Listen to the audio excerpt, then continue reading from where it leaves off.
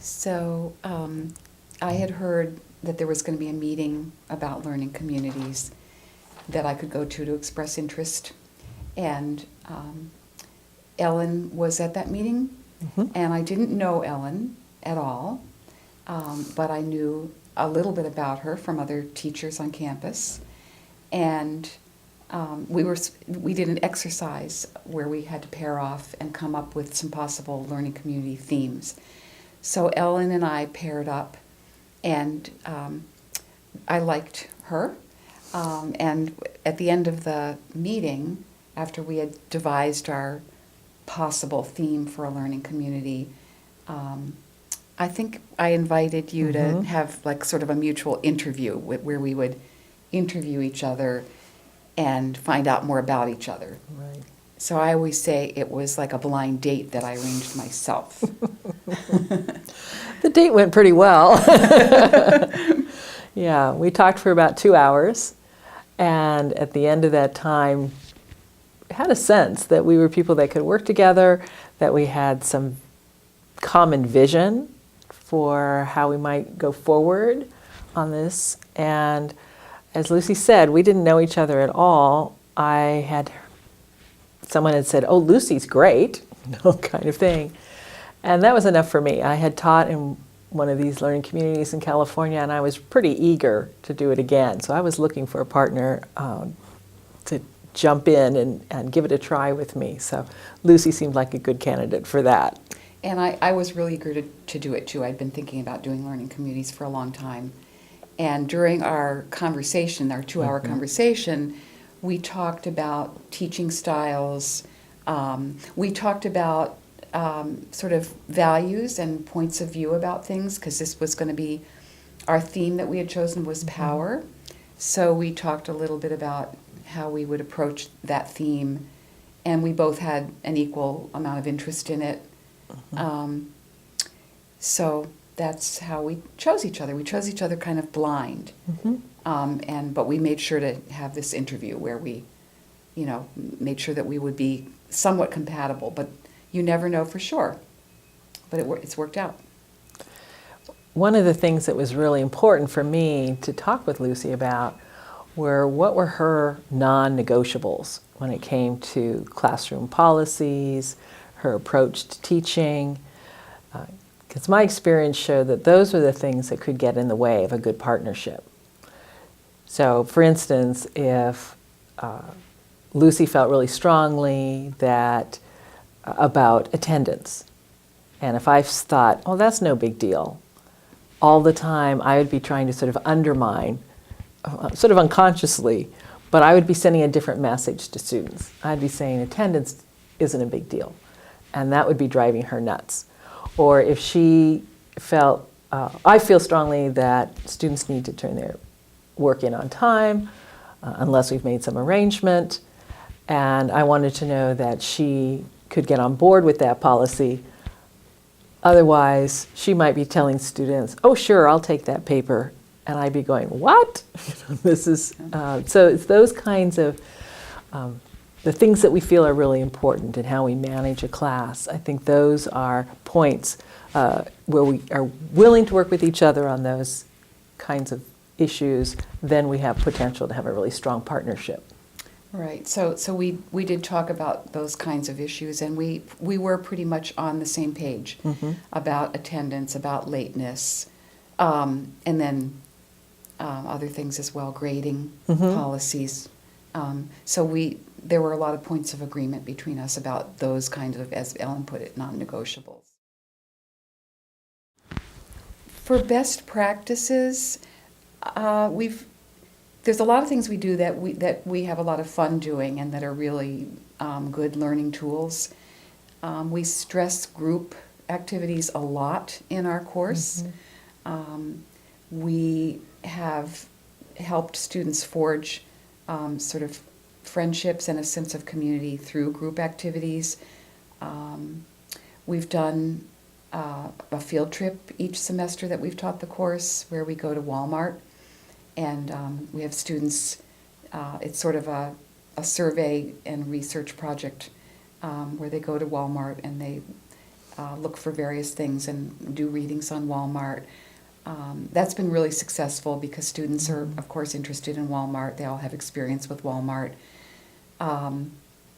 And we've done a fundraiser every semester, which brings the class together at the end of the semester. It's kind of an exercise in kind of group solidarity. So we have a lot of group exercises, group writing exercises that we've done.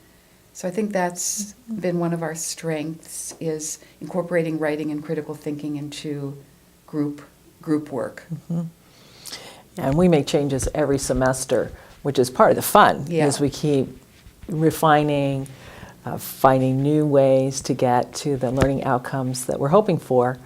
And this last time around, we really took the idea of concept mapping to a new level for us, and had students in their teams mapping out the concepts throughout the semester, and we saw them really making better connections between the different sections of the course, and that their final writing just showed so much more depth of understanding. So it's those kinds of things where we have the time and the space in the class to really devote to that and give the students the time to really work with the material. That's what we really love. Yeah, I would say that's really true, that having 2 hours and 45 minutes of time to do something is just such a gift. And we've been able to stretch the parameters of our teaching and the students' learning because of that time block. And because we can be much more creative in terms of what we do with the students. We don't have to say, oh, an hour and 15 minutes and we're out of here. So in terms of what would we do differently, we're constantly doing things differently. Every semester we revise. And one of the strengths, I think, of a learning community is two minds are definitely greater than one, and we're much more creative because we feed off of each other. Well, this last time, we added a component of assigning students to a team that they were a part of throughout much of the course. And we really emphasize learning the students' names. Not only is that our job to learn all the students' names, but we tell them it's their job to learn everybody else's name in the class. So that's important. And if they have a team to start with, that gets them started on that road. This time we took pictures of all the students, which we then displayed in the classroom as their team. They created team names.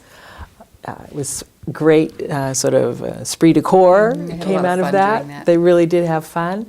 They felt a certain loyalty to their team. And there were times in the course where they worked with other students in other groups, but that became their home team. And they were very aware when other teammates weren't in class. They were concerned about them. Sometimes they knew where those people were. That's right. They'd gotten messages on Facebook. Somebody was in the hospital. And right. Yeah, we got to see pictures of the broken leg. Right. Yeah. They had texted their teammate. Right. So that was a lot of fun, but helped sort of take things to a little bit better, a higher level of community faster. Yeah. And that was the thing. Right. Yeah. And the fundraising activity also is a real team builder, as is the field trip. I mean, when we go on the field trip, we divide them up into teams, and they go out and look for things in the store. And so we've also done food for thought, so all those things build a sense of community. I think just the fact that the students are in the same room with each other for close to 6 hours a week is in and of itself a team builder. They have a lot of exposure to each other, and they get used to each other and seeing each other. And in fact, some of our students last semester are in the same class this semester with another teacher, and they came by to say hello. And they said, when we walked into psychology this semester, we saw each other and we had immediate friends in the class, and we were so excited. So they really do, get to know each other and bond with each other. I think students coming to Middlesex, for some of them, walking into a classroom here is the first time since maybe kindergarten they've walked into a classroom and not known anybody in the room. So they haven't had experience of having to get to know classmates with which they see, for an hour, 3 times a week. So we help them kind of get over that and build in those activities of learning each other's names, having a group that they particularly work with, and then the goal is for them to have that kind of relationship with everyone in the class.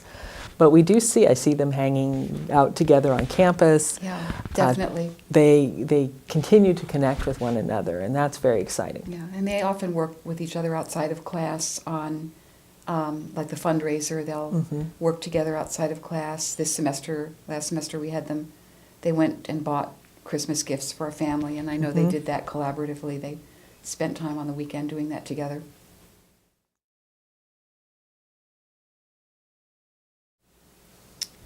So I would say that has happened a little bit by osmosis.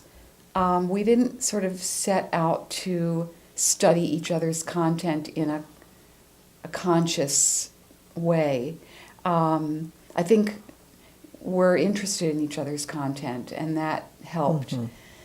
And the theme that we chose, which is power, was one that we were mutually interested in. And when we chose the readings, we did that collaboratively. If Ellen finds something that she thinks I'm interested in, she'll send it my way. If I find something I think she'll be interested in, I send it her way. And I think one thing that's important, and I think this is a given, but you have to have a certain amount of curiosity to do this and to do it successfully. And you have to have a nominal interest in the other person's field.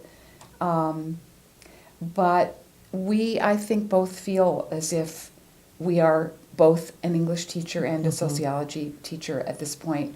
And I feel pretty comfortable that we could both, stand in for the other person in our respective classes.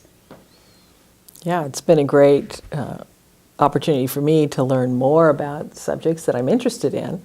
So I'm learning from Lucy all the time, and I have a lot of confidence in her ability to understand ways of teaching writing.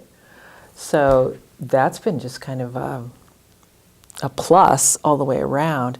I feel like I've been adopted by the social science faculty here. I could probably say the same thing. I just came from a workshop where we were talking about infusing skills into the curriculum, and I felt kind of confident that I could talk about, English Composition 101, in terms of, giving some feedback to teachers about their writing assignments. I'm not passing myself off as an expert, but I certainly am much more conversant than I was beforehand. Yeah. Yeah. So you've taught me well. Same here.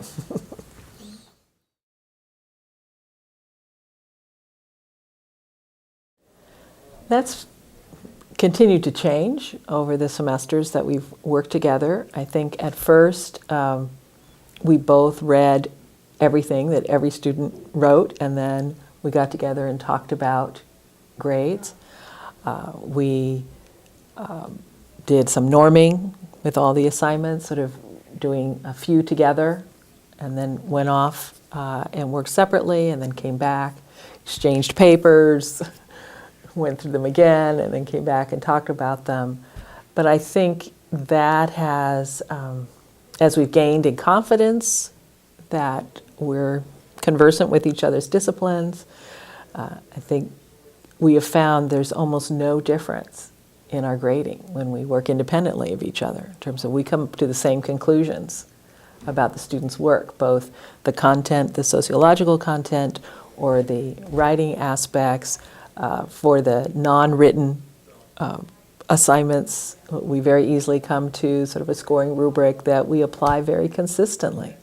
Yeah, when we do grade separately, it is amazing how close we are. We'll pencil in lightly on the back of a student's paper what we think the student should be getting, and then we'll get together, and it's mostly very close.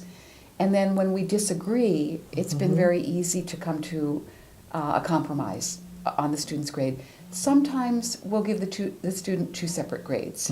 If we feel like the content and the writing mechanics are pretty different, but that's rare. Usually the student gets the same grade. So that's actually been a pretty easy thing for us to do. And that's been, it's not as hard as it might sound to do that. Yeah, it was a little labor intensive at first, but now I feel like I'm certainly have never felt like I was grading more than I would have if they was teaching two sections of Comp 1. In fact, I feel like I get to share the grading load with Lucy, so that's been an advantage, actually. And also, of course, each other's feedback to the students is, we learn from our comments to the students. We learn from each other about that. We also worked really hard on coming up with a grading rubric this last fall, which has been helpful. We involved the students in creating this rubric with us, and then Ellen and I hammered it out over a period of many hours. So, that's evolving too. The rubric is, the latest rubric that we have is something new that we've just tried for one semester. And we'll tweak that, make some changes to that.